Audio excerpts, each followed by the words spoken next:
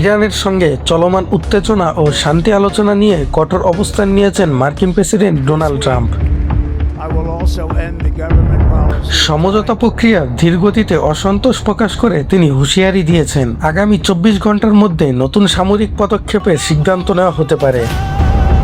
মার্কিন প্রশাসনের পক্ষ থেকে জানানো হয়েছে, শান্তি প্রস্তাবে দ্রুত ও ইতিবাচক সাড়া না দিলে ইরানকে চরম প্রতিকূল পরিস্থিতির মুখোমুখি হতে পারে।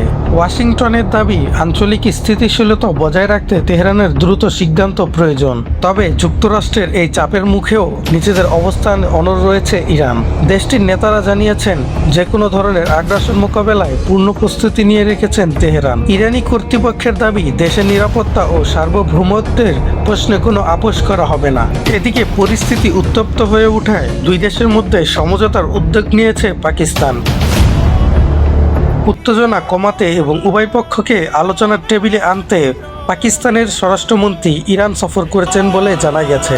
কূটনৈতিক মহল মনে করছে, এই সফর মধ্যপ্রাচ্যের চলমান সংকট নিরসনে গুরুত্বপূর্ণ ভূমিকা রাখতে পারে। রাকিবুল হাসান হৃদয়, নিউজ 52।